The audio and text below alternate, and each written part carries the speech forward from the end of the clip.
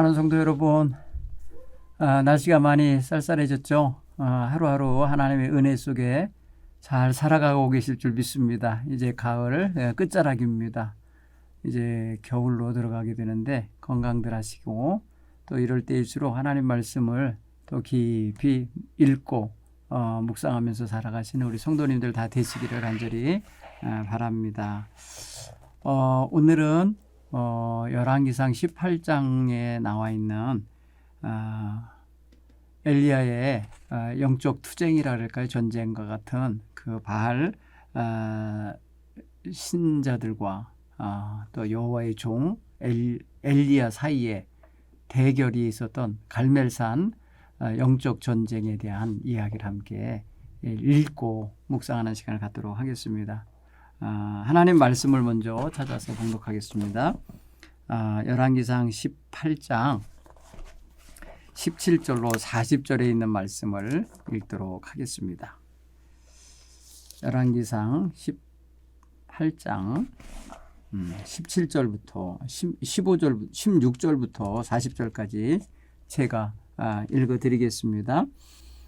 오바댜가 가서 아합을 만나 그에게 말하며 아합이 엘리야를 만나러 가다가 엘리야를 볼 때에 아합이 그에게 이르되 이스라엘을 괴롭게 하는 자여 너냐?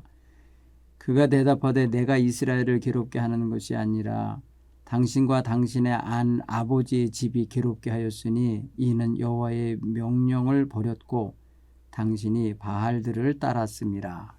그런즉 사람을 보내 온 이스라엘과 이사벨의 상에서 먹는 바알 선지자 450명과 아세라 선지자 400명을 갈멜산으로 모아 내게로 나오게 하소서.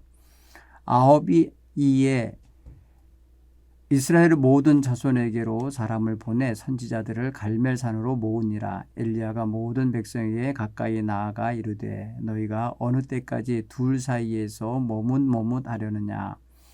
여호와가 만일 하나님이면 그를 따르고 바알이 만일 하나님이면 그를 따를지니라 하니 백성이 한마디도 대답하지 아니하는지라.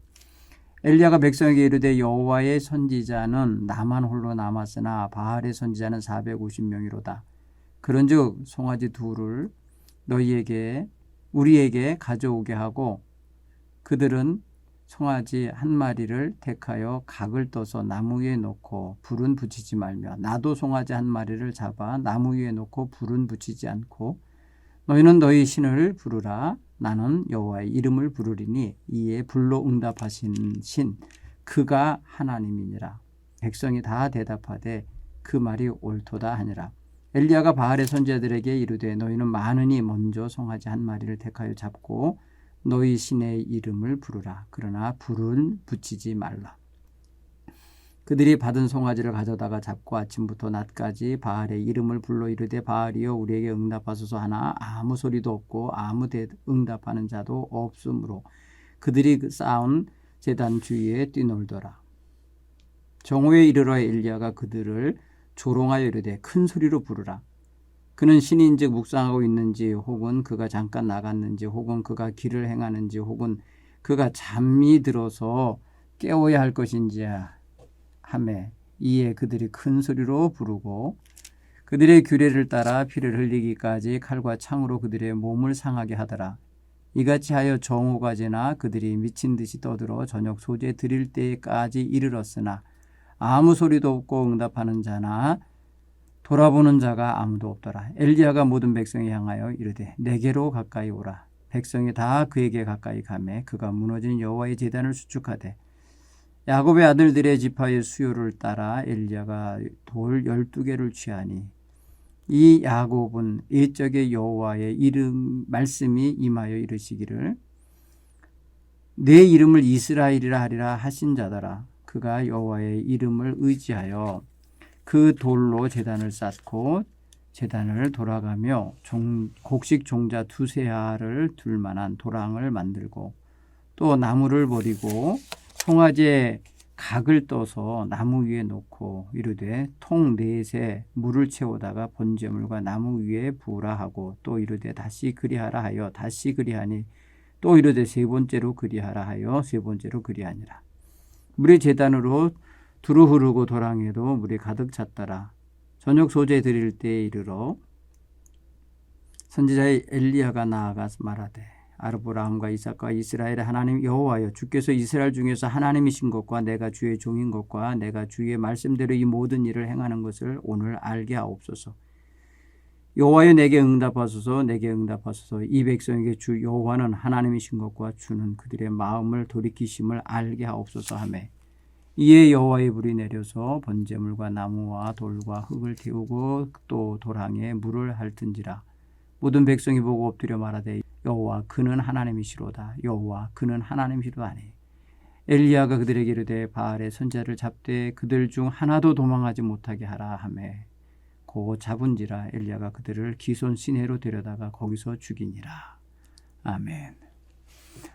우리가 잘 아는 엘리야의 갈멜산 영적 전쟁에서의 승리하는 장면을 우리가 성경을 통해 읽었습니다. 우리는 지금까지 하나님의 말씀을 읽으면서 이렇게 통쾌하고 이렇게 멋진 장면을 만날 때마다 굉장히 기쁘고 또 아주 굉장히 가슴 든든한 그런 느낌이 들죠. 그죠? 오늘 이 말씀을 가지고 우리가 하나님 앞에서 우리의 믿음 생활에 초점을 찾고 아무리 세상에 어지럽고 우리를 유혹하고 힘들게 해도 우리의 유일하신 하나님 섬기는 믿음의 자세를 잃어버리지 않게 되기를 바랍니다. 우리가 지난주에 엘리야를 통하여서 하나님께서 이스라엘 백성들의 그 범죄함과 그 우상 숭배에 빠진 것에 대한 징계하는 의미에서 3년이 넘도록 하늘에서 비도 내리지 않고 이슬도 내리지 아니하는 그러한 어려운 지경에 사르밧 과부에게 보내셔서 그 가정과 함께 하나님께서 가뭄의 흉년의 기간을 지내게 했던 이야기 배웠지 않습니까? 오늘 여호와의 종을 통해서 하나님께서 그 시대의 백성들을 갈팡질팡하고 어떤 게 참 신인지 알지 못하는 것처럼 그렇게 휩쓸리고 있을 때에 그들의 방향을 잡아주고 하나님 앞에 돌이키도록 하는 이 장면은 굉장히 중요한 자세라 봅니다. 오늘 이 시대에 많은 사람들이 현대의 과학 문명과 편리한 이기, 현대 산업의 이기들을 즐기느라고 믿음의 초점을 잃어버리고 그런 것을 더 의지하고 살아가는 모습을 보게 되는데, 오늘 우리가 그런 면에서 하나님 찾기를 제대로 할 수 있게 되기를 바랍니다. 가뭄이라고 하는 것은 이제 성경에는 진짜 실제적인 어떤 그 농사 지을 수 없는 메마른 시절의 가뭄이라는 것도 있지만 인생의 가뭄도 있거든요. 인생의 모든 일들이 피폐해지고 아무것도 이룰 수 없는 그런 말 그대로 메말라지는 인생의 순간들, 그런 단계들에 있을 때 인생 가뭄이라 하잖아요.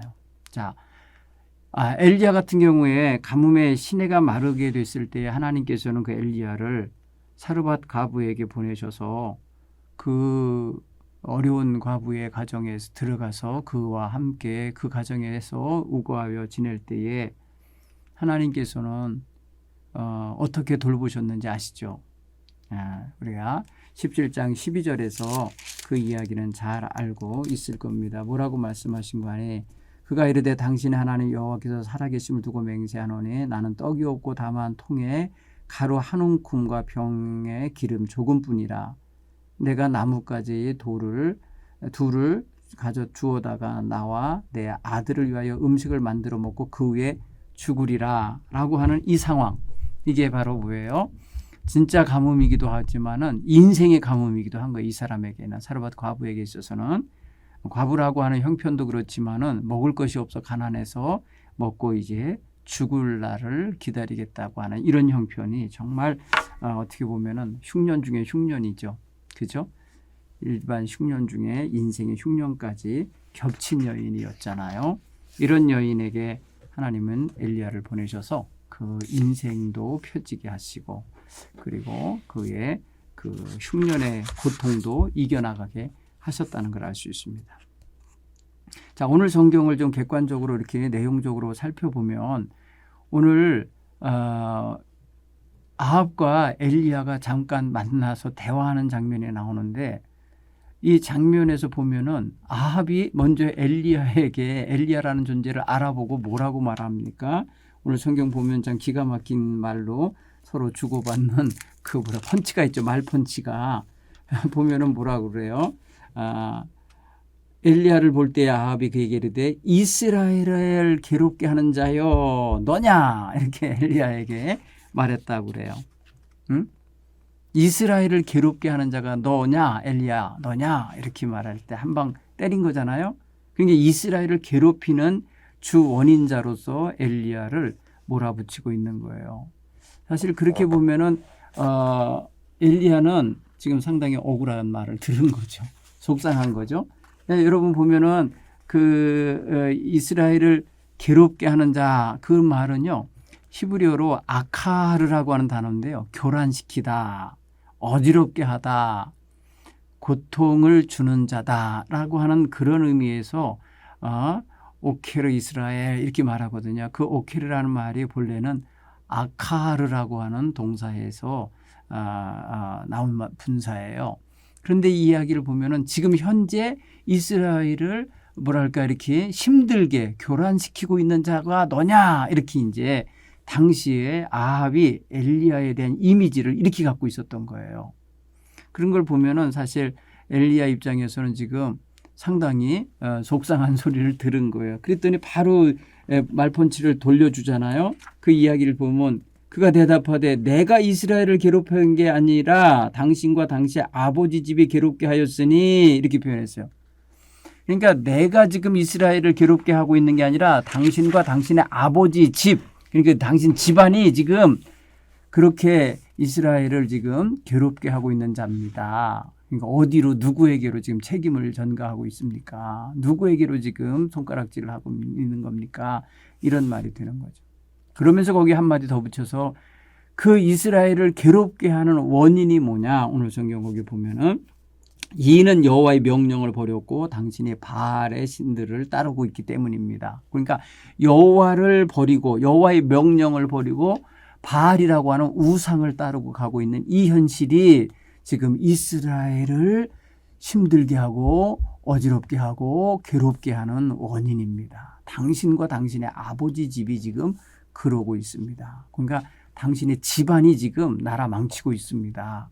하나님 앞에 지금 큰 재앙을 받을 준비를 하고 있다. 당신들이 그렇게 만들어가고 있다. 왜냐하면 여호와의 계명을 버렸다라고 표현했어요. 이게 여기서 말하는 여호와의 계명이라는 게 다른 말이 아니라 십계명을 우리가 얼른 의미하죠. 하나님 말씀대로 살지 않고 있습니다라고 하면서 여호와 하나님의 그 아주 귀한 계명을 버린 것에 대하여 지적을 하고 있습니다.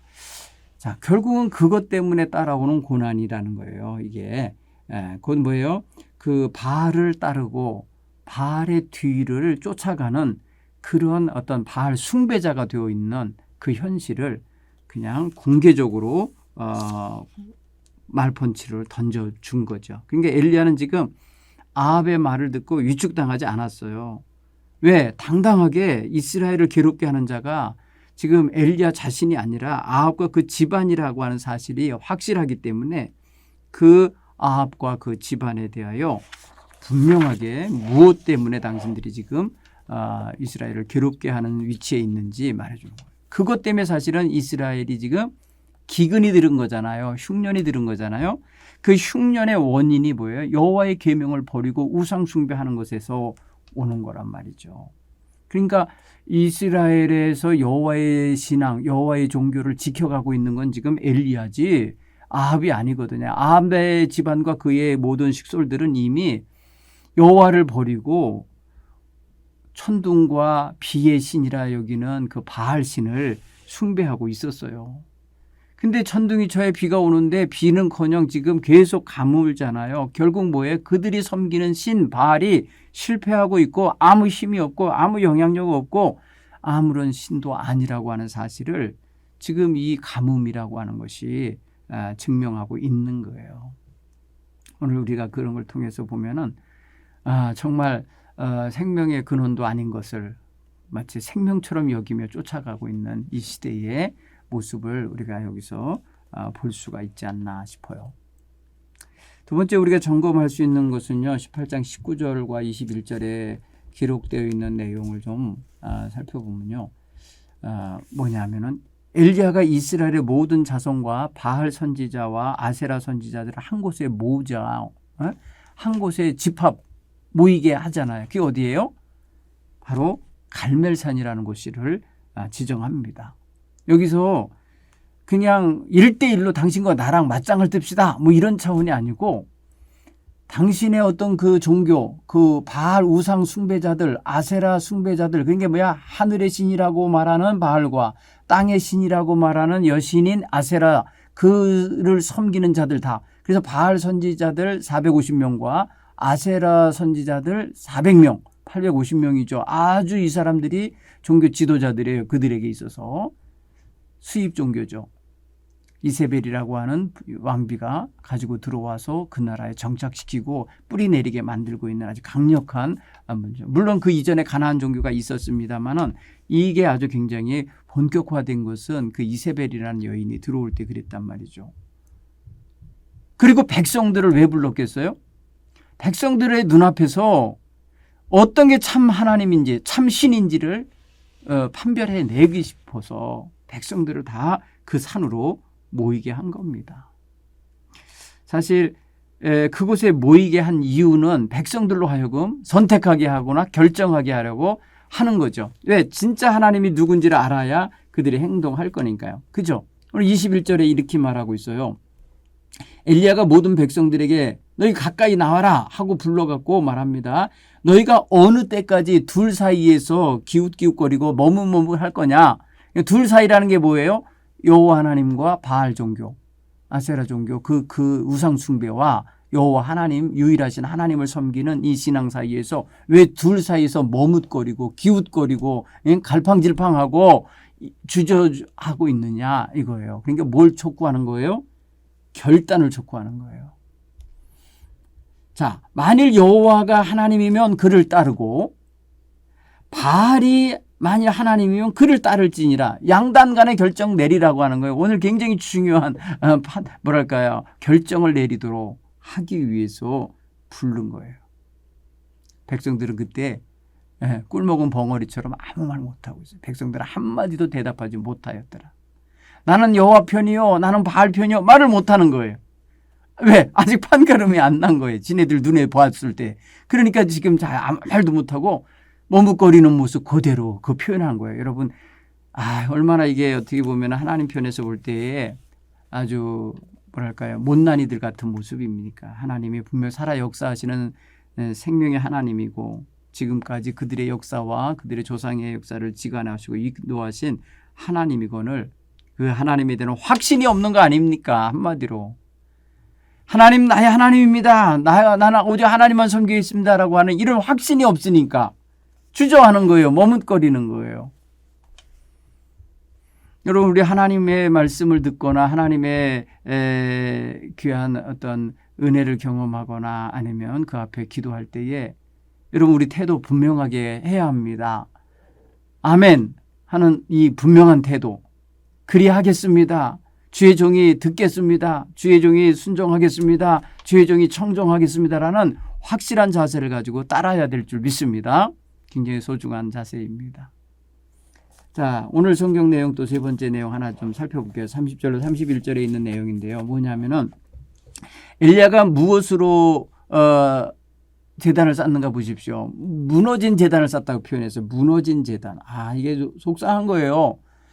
왜 여호와의 제단이 무너졌을까 하면은 우상 숭배를 하니까. 우상 숭배니까 안 돌봐서도 무너지지만 사용하지 않아서도 무너지지만 일부러 무너뜨릴 수도 있어요. 여호와의 종교를 말살하기 위해서. 그런데 지금 공개적으로 지금 엘리야가 백성들에게 말하는 거예요. 모든 백성을 향하여 이르되 내게로 가까이 오라. 백성이 그에게 다가가 가까이 가매 그가 무너진 여호와의 제단을 수축하되. 무너진 제단을 수축하는 그런 장면이 있어요. 여러분, 무너진 제단이 상징하는 게 뭡니까?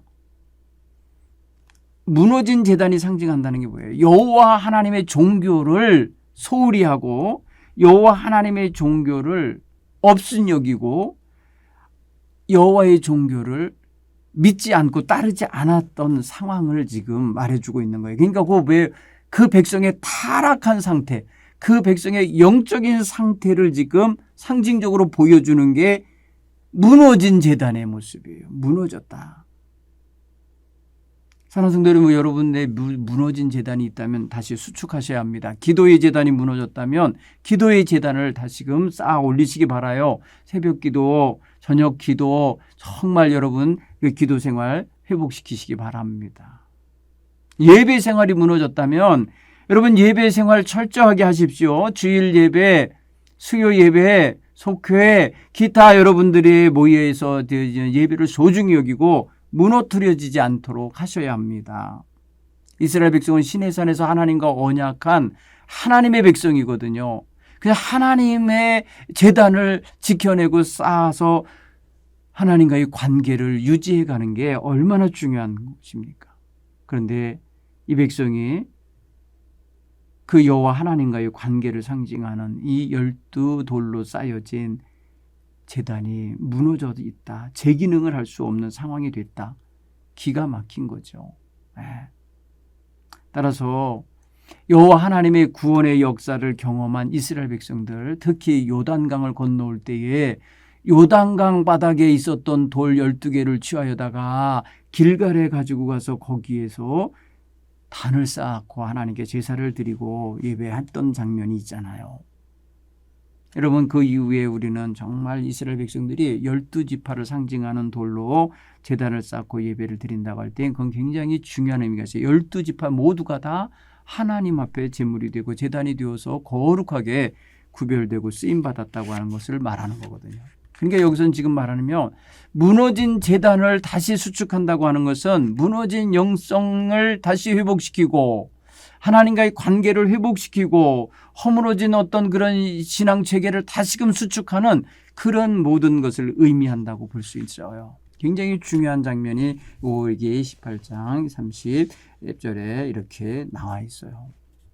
여러분 31절에도 보면은 그래서 야곱의 아들들의 지파의 수요를 따라 엘리야가 돌 12개를 취하니 이 야곱은 옛적에 여호와의 말씀을 임하여 이르시기를 내 이름을 이스라엘이라 하시니 결국 뭐예요? 12돌은 뭐예요? 이스라엘을 상징하는 거예요. 또 이스라엘이 무너져 있는 거와 똑같은 거예요. 왕이 있으면 뭘 합니까? 완전히 말입니다. 우상 숭배에 빠져 있고 자기의 사리사욕과 탐욕에 빠져 있고 온갖 더러운 세상 문화, 이방 문화에 빠져 있는데 그게 무슨 임금입니까? 하나님께 버림받은 사람인데요. 그러니까 지금요 이스라엘 백성은 무너져 있는 상태와 같습니다. 또 한 가지 내용을 점검하면요 36절 38절에 아주 중요한 내용이 들어있는데요. 뭔 일이 있습니까? 엘리야가 여호와께 간구하는 기도의 내용이 거기 있어요. 여러분 이미 그 갈멜산에서 영적인 전쟁을 할 때에 아침부터 말입니다. 저녁 소재 드리기 직전까지 그 바알 선지자와 아세라 선지자들에게 기회를 줬어요. 너희들이 송아지 잡아서 너희 제단에 올려놓고 너희 신인 바알인자 아세라에게 불을 지져봐라. 응? 만약에 거기서 불이 내려서 그것을 태워서 받는다면은 그를 정말 신이라 여기고 너에게 섬기든지 하고 나는 내가 너에게 먼저 기회를 주겠다 이렇게 말하고 있는 거잖아요. 그러고 나서 이제 저녁 소재가 드릴 때쯤에 지금 엘리야가 여호와 하나님 앞에 제단을 쌓으면서 말하는 거예요. 여러분 보세요. 발화 그러니까 뭐예요? 그 발화가 된다고 하면 불이 붙는다는 거잖아요. 제단 제물에 불이 붙는다고 할 때에 유리한 시간이 언제겠어요? 자연 발화가 일어난다 그래도 그 중동의 뜨거운 그 어떤 햇빛이 있는 그 시간이지요. 그죠? 그러면은 말입니다. 아침에서 떠오른 정오의 뜨거운 불빛, 햇빛이 그때가 정말 가장 유리한 때죠. 그 시간을 누구에게 줬냐? 바알 선지자, 아세라 선지자들에게 준 거예요. 그런데 엘리야가 하나님께 기도한 시절은 언제냐? 해가 이렇게 기웃이 넘어가서요. 저 서쪽 하늘에 해가 노을을 지면서 넘어갈 때 저녁 소재를 하나님께 드리는 그 시간이에요. 그러면 여러분 보세요. 햇빛이 그렇게 크지 않잖아요. 햇빛이 그렇게 강하지 않잖아요. 그렇죠? 그런 강하지 않은 시간에 시작을 했어요. 그럼 불리하지만 불리한 조건이 아닌 거예요. 그에게는. 왜? 하나님에 대한 확신을 갖고 있기 때문에 그래요. 자, 그러면 엘리야가 그때 기도를 하면서 어떤 기도를 하는가 보세요. 36절에 보면은 아브라함과 이삭과 이스라엘 하나님이요 이렇게 불러요. 보세요. 아브라함이 누굽니까? 이스라엘 백성의 조상이죠. 그리고 그의 아들 이삭, 그의 손자 야곱, 야곱은 이스라엘이라 이름을 바꿨는데 그 세 조상에 대하여 그들의 하나님으로 지금 하나님, 이스라엘의 하나님이라 부르고 있는 거예요. 이 하나님께 뭐래? 말씀하는 거예요. 하나님께서 이스라엘 중에 참 하나님이신 것을 드러내 주십시오. 그리고 주의 종이 당신의 종이라는 거 드러내 주십시오. 그리고 주의 종이 지금 행하는 이 일이 하나님 말씀대로 하고 있다는 걸 증명해 주십시오. 그것은 뭘로 증명이 되느냐? 여호와여 내게 응답하소서. 불로 응답하소서. 내가 쌓는 이 제단에 응답하시오면 됩니다. 이거잖아요. 그러니까 여러분 보세요. 엘리야가 얼마나 구체적으로 분명한 걸 드러내면서 기도하는가 보면 백성들 보고 있거든요. 우상숭배자들 보고 있거든요. 그들 앞에서 하나님이 진짜 하나님이신 거를 드러내 주십시오. 그거는 불로 내려야 하신다는 거예요. 그렇죠? 불을 내리시면 그 하나님이 진짜 하나님이라는 게 증명되는 거거든요. 그러니까 불 내려달라는 거예요. 그리고 내가 주님의 종이라는 거, 지금 내가 주님께 부르짖음으로 응답이 되니까 주님의 종이라는 거 이거 증명해 주십시오. 그리고 제가 하는 말로, 제가 행하는 일로 이게 다 나타나는 게 하나님이 지시하시고 명령하신 일이라는 걸 이걸 드러내 주십시오. 이렇게 기도를 하죠. 이게 기도 내용이에요. 이 기도 내용을 가지고 하나님께 할 때에 하나님께 기도를 올리고 이제 제단에 불 내려야 할 그 제단에 뭘 하고 있냐면은 불을 끄는 물을 갖다 붓잖아요. 불이 꺼지게 만드는, 불이 잘 안 붙게 하는 물을 3번이나 퍼다 부어서 축축하게 적시는 거예요. 재물도 적시고 장작도 적시고 돌도 적시고 그래서 밑에 그 도랑을 팠는데 도랑에 물이 그득하게 차여지게. 그럼 뭐예요? 물이 줄줄줄줄 흐르고 있을 것 같지 않습니까? 물방울 떨어진 소리가 들리지 않겠습니까? 이런 상황에서 지금 불이 붙을래야 붙일 수, 이건 뭐예요? 사람이 성냥불을 켜서 어떤 불씨를 가져다 붙일래야 붙일 수 없는 상황을 만든 거예요. 왜? 그래야 사람들이 너 네가 붙였잖아, 몰래 붙였잖아 이런 말도 못하게 만든 거예요. 그리고 백성들을 동원시켜서 물을 퍼다 부었으니까 다 알아요. 그렇죠? 그리고 오늘 여러분 보세요. 그 불에 응답한 것을 보면요. 38절에 보면 놀랍습니다. 이에 여호와의 불이 내려서 무엇부터 태우나 보세요. 여호와의 불이 내렸다라는 뭐예요? 위에서 아래로 내렸다는 거죠. 사람이 붙이는 불은 뭐예요? 밑에서부터 위로 올라타게 돼 있죠. 장작이 밑에 있으니까. 그런데 놀라워요. 불이 내려서 내렸다는 표현 쓰고요. 그 다음에 뭐예요? 제일 먼저 태우는 게 뭔가 보세요. 제일 꼭대기 장작 위에 있는 번제물 태우고 나무 태우고 돌 태우고 그 다음에 또랑에 있는 물을 다 핥았다는 거예요. 자, 그러면 불의 근원이 하늘로부터 왔다는 걸 그대로 보여주는 장면 아닙니까? 이게 정말 시각적인 장면으로 여러분이 인식을 하면 너무너무 멋지잖아요. 이 장면을 보십시오. 그죠? 사랑하는 성도 여러분, 이 뭐랄까요? 불이라고 하는 것은 말이에요. 본래 아래로부터 위로 올라가는 속성이 있잖아요. 불 태워지는 걸 보면. 그죠? 그런데 오늘 이 불은 하늘의 불인 거예요. 그래서 하늘에서 내려왔다는 거예요. 내려왔다는 말 다른 말로는요. 히브리어는 이게 나팔이라고 쓰는데요. 나팔이라는 건 떨어진다는 의미예요. 불이 그냥 텅 떨어진 거예요. 위에서부터. 하늘로부터 불이 떨어져 갖고 그 불이 바로 모든 걸 태우고 있는 거예요. 네. 여러분 이게 바로 아까 응답하소서, 내게 응답하소서 할 때 그 응답에 눈에 보이는 사인이 분명한 게 불이에요. 불로서 응답한 거예요. 여러분 이 불이 삼켰다고 우리 번역이 됐죠. 핥았다라고 표현했죠. 핥았다. 태우고 핥았다라고 표현했습니다. 여러분 그 태웠다란 말은 우리가 전에 성경을 보면은 삼켰다고 표현해요. 삼켰다. 불이 그냥 확 제단 전체를 그 장작과 돌 12개와 재물 구의 송아지 한 마리가 다 그냥 불 속에 이렇게 훅 한 입거리처럼 들어가게 불이 다 먹은 것 같은 그런 장면이에요. 얼마나 멋있습니까? 그죠? 이게 바로 여호와의 불이 이렇게 했다는 거예요. 여호와의 불이. 여러분 이 여호와의 불이 그 모든 것을 삼키듯이 확 전체를 다 불러 이글이글 태우고 있는 거예요. 그러니까 제일 먼저 위에 있었던 뭐랄까 번제물 타고 장작 젖었지만은 다 탄 거고요. 그 다음에 그 돌들도 탄다는 소리는 뭐예요? 돌까지도 불 속에 지금 이글이글 달궈지겠죠. 그렇게 되고 있는 거예요. 그 다음에 바닥에 흐르고 있는 고여 있는 물, 다 도랑에 있는 물 핥았다라고 하는 거는 먹어치웠다 이런 의미가 있어요. 라하, 그래 라하, 히브리어로 라하. 그러면 이게 뭐예요?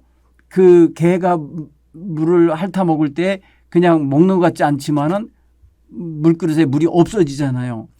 불이 와서 그것을 확 가서 제끼고 막 저기 뭐랄까요, 핥듯이 말입니다. 딱 할 때에 싹 물이 없어지는 거예요. 말라서 증발해 버리고. 아, 기가 막혔을 것 같아요. 그저 그 장면을 보면. 여러분, 백성들이 그거 보면서 무슨 생각을 했겠어요? 다 백성들이 보고 오늘 39절에 보니까 다 엎드렸다. 그래서 엎드려 말합니다. 입술로 말합니다. 여호와 그가 하나님이시다. 그분이 바로 하나님이다. 이렇게 외쳤다는 거예요. 자, 승리죠. 여기서 하나님이 하나님 되심을 증명한 것입니다. 그리고 40절에 보면 엘리야는 갈멜산 대결에서 승리한 후에 바알 선지자들 어떻게 처리했나요?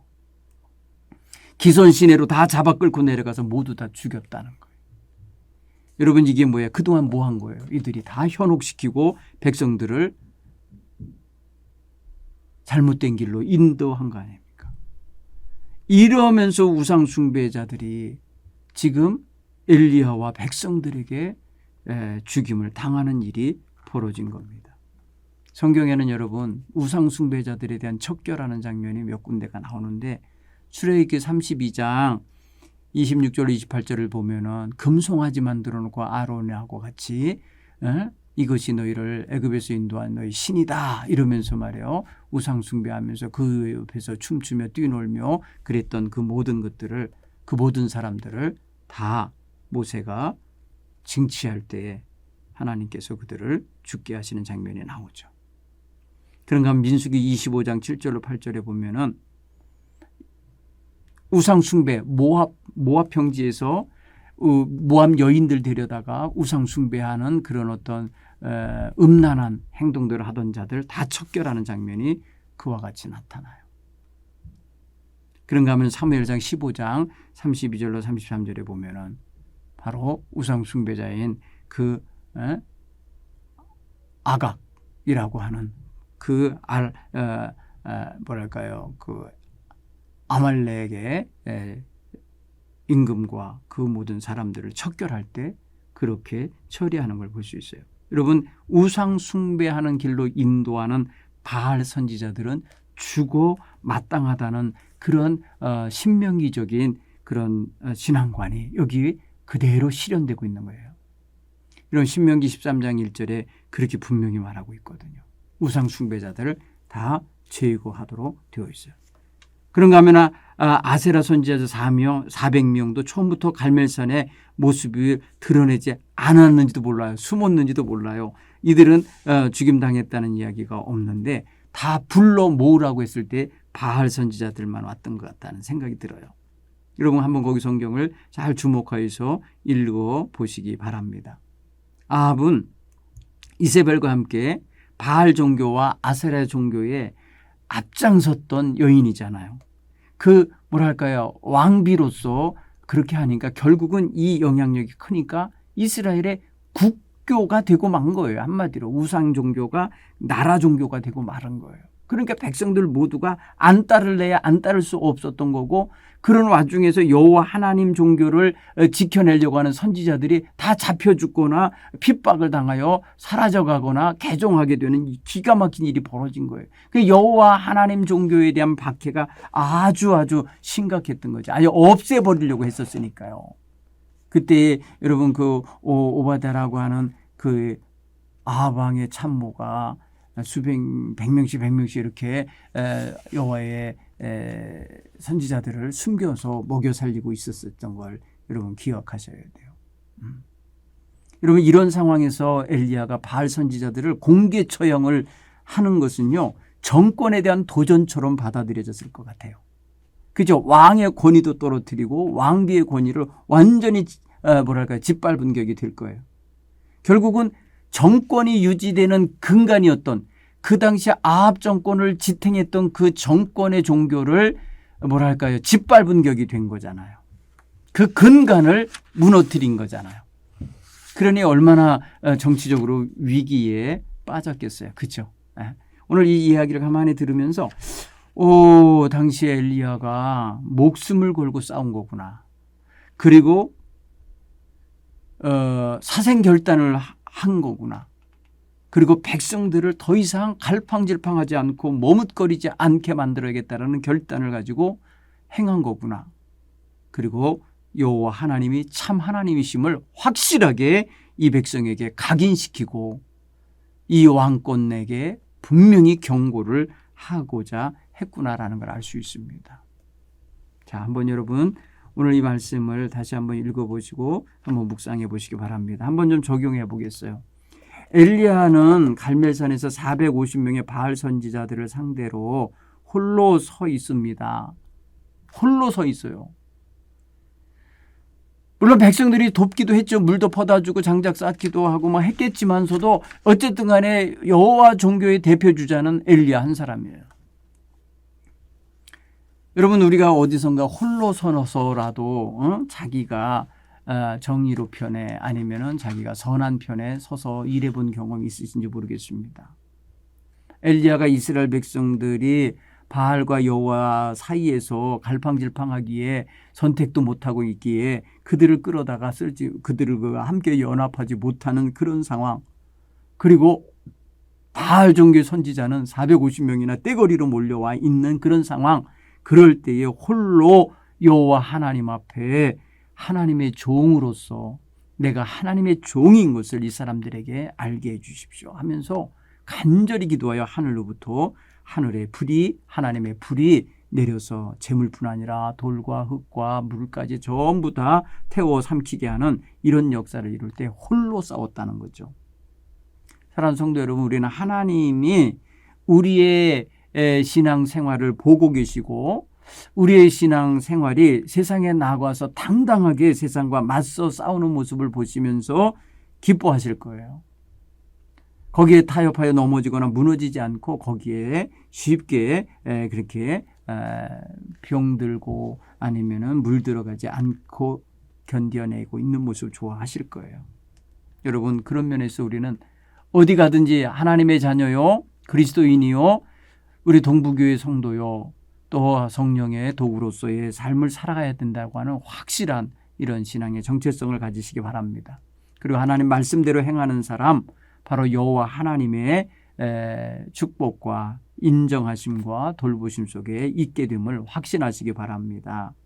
하나님은 많은 사람이 필요하신 게 아니었던 거예요. 그러니까 그렇죠. 그 많은 사람들 속에 그 백성들 아무도 협력하지 않아도 그 오직 여호와의 종 엘리야 한 사람만 가지고도 얼마든지 세상을 호령하실 수 있는 분이요, 하나님이 하나님 되심을 드러내실 수 있는 분이요, 하나님이 무슨 일이든 주관하시는 분임을 공포하실 수 있다는 걸 알 수 있어요. 그렇죠?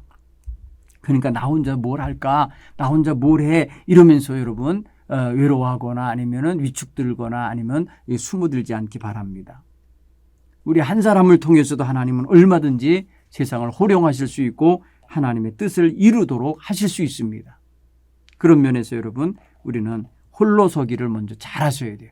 하나님 앞에 홀로 서기를 잘할 때 곁에 또 홀로 서기 한 다른 사람과 연대하여서 함께 하나님의 일꾼으로서 동역할 수 있습니다. 그런 면에서 우리가 먼저 각자마다 자기 신앙 세워가는 일에 힘쓰시길 간절히 축원합니다. 두 번째 한번 적용해 보면요, 엘리야는요 갈멜산에 모인 이스라엘 백성에게 여호와와 바알 중 누가 참 하나님이신지 분별하고 판별하게 해서 누구를 따를 것인지 선택하라고 말합니다. 선택. 여러분, 과거에 우리는 우리의 삶 속에서 하나님과 세상에 양다리 걸치고 살았던 경험이 있죠. 없다고 말 못할 거예요. 지금도 그럴 수 있습니다. 그러나 여러분, 확실하게 하나님 편에 서시기 바랍니다. 하나님이 내 편 되기만을 바라지 말고 내가 하나님 편에 가서 제대로 쓰라는 거예요. 정말 이 삶의 어떤 여건과 환경이 바뀔 때마다 이랬다 저랬다 변덕 부리지 말고 하나님에 대한 신실한 믿음을 잘 지켜가시고 서시기 바랍니다. 물론 엘리야는 정말 여유 있게 말한 거죠. 네가 바알을 따르든지 따를 것인지 여호와를 따를 것인지 이렇게 선택하라 이렇게 말하죠. 여러분 실제로 보면은 그들이 나중에 여호와는 참 하나님이십니다. 여호와는 이스라엘의 진짜 하나님이시라고 하나님이신 당신 여호와입니다라고 말하지만은 실제로 그렇게 계속해서 살아냈는지 돌아보면 그렇지 않아요. 그때뿐인 거예요. 말뿐인 거예요. 오늘 우리가 그런 면에 있어서 이 세상 살면서 하나님의 백성으로서 당당하게 세상이 아무리 유혹해도 세상이 아무리 좋다 하여도 세상 사람들이 아무리 많이 세상 길로 간다 하여도 나는 거기에 빠지지 않고 여호와 하나님께 향한 온전한 신앙과 마음가짐을 가지고 살아낼 수 있는 일편단심 믿음을 바로 가지시길 바랍니다. 세상에서 여호와 하나님보다 더 앞세우고 더 즐거워하고 더 사랑하고 더 의지한다면 그게 우상숭배예요. 다를 바 없습니다. 하나님 아닌 다른 것을 하나님처럼 따르고 있는 거예요. 오늘날 그리스도인이 양다리 걸치고 살아가는 게 너무 많아요. 돈, 재물, 쾌락, 명예, 무슨 세상의 모든 인기와 세상에 대한 과도한 집착에 사로잡혀서 예배 생활도 때로는 막 그냥 내팽개치고요. 때로는 하나님 앞에 드려야 할 11조도 내버리고 자기 멋대로 사용하고요. 그런가 하면 말입니다. 이게 이익이 된다고 판단하면 그냥 하나님 백성으로서 들어가야 될 때인지 말아야 될 때인지도 구별하지 않고 그냥 막 들어가서 휩쓸리고 하나님 영광 가리는 사람 많습니다. 오늘 저와 여러분 정말 하나님 앞에서 하나님 편에 온전히 서기를 간절히 바랍니다. 양다리 걸치는 생활 속히 정리하시기 바랍니다. 그래서 하나님 기쁘시게 서시기 바랍니다. 무슨 일이 있어도 여러분 시소를 타보셔서 알겠지만은 시소를 보면은 조금이라도 무거운 쪽으로 끼울잖아요. 그러니까 50대 50이면 수평을 이루겠지만 55대 45 하면은 55 쪽으로 끼울게 돼 있잖아요. 최소한 거기서부터 출발하면 되는 거예요. 예, 100대 0으로 그냥 이렇게 확실하게 구별되면 제일 좋겠지만은 그렇게 할 수 없다면 여러분 55부터 시작하는 거예요. 51, 52, 54 이렇게 점점 하나님 편으로 가까이 가면 하나님 앞에서 정말 멋지게 신앙생활 할 수 있지 않겠어요? 하나님께 돌아오는 항상 어디 갔다가도 하나님께 돌아서는 항상 그런 자세를 갖기를 간절히 바랍니다. 세 번째 한번 더 적용해 본다면 엘리야는 이스라엘 12지파를 상징하는 12개의 돌을 주워다가 무너진 제단을 쌓으면서 하나님께 제사를 드리고 하나님께 기도를 했어요. 여러분 이 무너진 무너진 제단의 모습을 보면서 이스라엘의 허물어진 영성을 보았을 거 아닙니까? 그러니까 이스라엘의 영성을 회복시키고 새롭게 구축하는 그런 의미라고 본다면 오늘 우리가 정말 무너지고 우리가 깨어지고 우리가 흐트러졌던 그런 것들을 바로잡는 건 굉장히 중요한 의식이 되는 거예요. 그렇죠? 여러분 우리가 하나님의 축복과 기적을 기대하기 전에 내 무너진 제단을 먼저 바로 쌓고 내가 먼저 하나님 앞에 깨진 그릇을 좀 제대로 된 그릇으로 바꾸고 더러워진 그릇을 깨끗하게 씻어 가지고 나가는 자세가 필요합니다. 무너진 대로 그대로 놔두면서 어떻게 하나님을 사랑한다 말하겠어요? 거짓이죠. 하나님을 사랑하는 사람 먼저 무너진 제단을 바로 쌓는다. 예배의 제단, 기도의 제단, 말씀의 제단, 헌신의 제단, 정말 섬김의 제단 같은 것들을 제대로 쌓아가시기를 바랍니다. 여러분 너무나도 지금 현실 타협적인 삶을 살고 있다면 되도록해야 돼요. 현 세상 문화와 향락에 너무 쉽게 젖어 있습니다. 하나님께 예배할 시간에 다른 데 가서 쾌락을 즐기고 있다면 얼마나 불편하겠어요. 처음에 불편하다가 나중에는요 인이 박히거나 이게 딱지가 앉아서 무감각해지는 사람도 있답니다. 사랑하는 성도들 우리는 그런 면에 있어서 항상 이중적인 삶을 살지 말고요 진실하게 하나님 편에 서서 사는 삶의 정신을 갖고 살아가는 그런 자세가 있기 바랍니다. 오늘 머뭇거리던 이스라엘 백성에게 너희가 어느 때까지 그렇게 하겠냐고 이렇게 책망하면서 결단을 촉구하는 이 장면이 우리에게도 그대로 적용되었으면 좋겠다 생각이 듭니다. 자, 이 한 주간 동안에 여러분 지내시면서 무너진 신앙의 재단들 하나하나 다 점검하시고 행여나 무너지려고 하는 게 있으면 굳건히 다시금 챙기셔서 점검하셔서 수축하시기 바랍니다. 또 홀로 서기를 해야만 하고 홀로 설지라도 외롭지 않고 하나님 함께 한다고 하는 분명한 신앙 가치관을 가지고 당당하게 맞서고 서실 수 있는 이런 성도들이 되도록 마음에 깨어 있음이 있기를 간절히 축원합니다. 감사합니다. 다음 주에 뵙겠습니다.